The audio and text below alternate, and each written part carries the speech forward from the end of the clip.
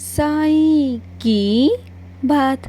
बच्चे, मैंने तुमसे कितनी बार कहा है मेरे बच्चे कि ब्रह्म मुहूर्त में उठना शुरू करो, और मैं तुम्हें उठाता भी हूँ और तुम्हें खुद भी महसूस होता है। कई बारी हुआ है ना कि जैसे कि तुम्हें कोई उठाता है तो वो मैं ही उठाता हूँ मेरे बच्चे, क्योंकि मैं चाहता हूँ कि तुम ब्रह्म मुहूर्त में उठो, मेरा आशीर्वाद प्राप्त करो।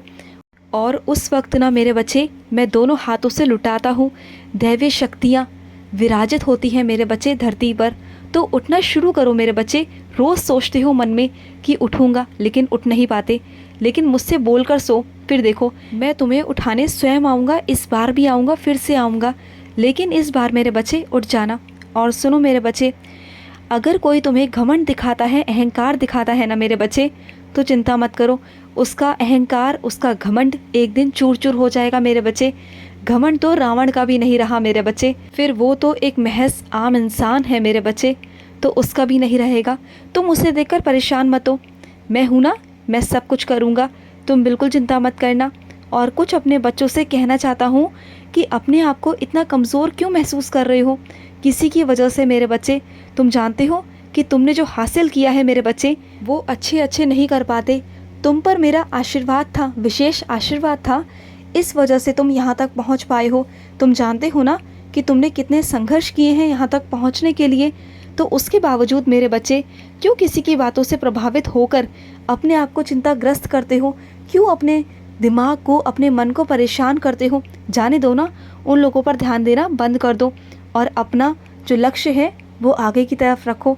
अपने लक्ष्य की तरफ बढ़ो मेरे बच्चे। तुम्हें और आगे जाना है, मैं तुम्हें अभी और भी आगे लेके जाऊंगा, बहुत आगे मेरे बच्चे। तुम्हारा जो जन्म है ना मेरे बच्चे, वो किसी विशेष कारण से हुआ है, वो ऐसे ही नहीं हुआ।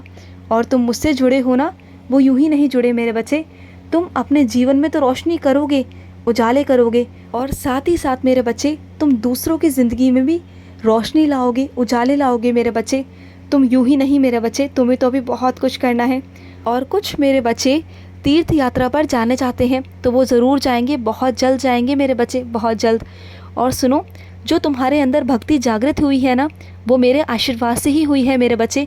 तुम जहाँ भी देखते हो, पढ़ते हो, सुनते हो, तो मेरे बारे में ही सुनते हो, मेरे बारे में ही पढ़ते हो, क्योंकि मैं चाहता हूँ कि तुम पढ़ो और सुनो, क्योंकि मैं तुम्हें अपनी ओर खींचना चाहता हूँ मेरे बच्चे। क्योंकि मेरे आदेश के बिना तो पत्ता भी नहीं हिलता मेरे बच्चे।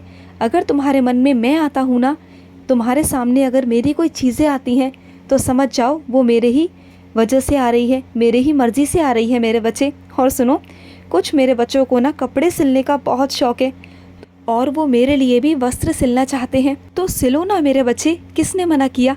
मैं तो बहुत खुश होता हूँ अगर मेरा बच्चा अपने हाथों से मेरे लिए कुछ करता है, मेरे लिए तो वो अनमोल बन जाता है।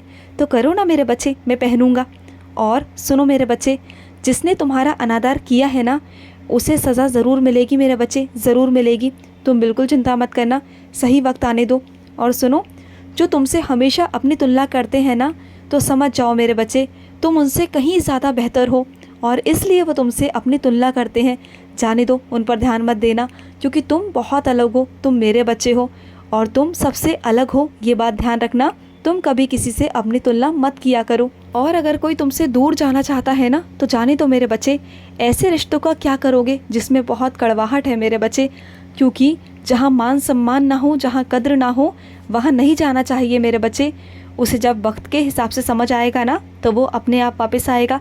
जाने दो मेरे बच्चे, किसी से भी उम्मीद मत रखा करो, किसी से प्यार की भीख मत मांगा करो मेरे बच्चे, क्योंकि प्यार और इज्जत कमाई जाती है, अपने आप मिलती है मेरे बच्चे, भीख नहीं मांगी जाती। और साईं के बच्चे कभी नहीं मांगते, कभी किसी के आगे हाथ नहीं फैलाते। और सुनो, जब भी आरती किया करो ना, तो घंटी के साथ किया करो मेरे बच्चे, मुझे बहुत अच्छा लगता है। घंटी की ध्वनि तुम्हारे साईं को बहुत अच्छी लगती है, और तुम्हारे घर में भी सकारात्मकता आएगी। खुश रहो। आज का रात्रि साईं संदेश समाप्त हुआ।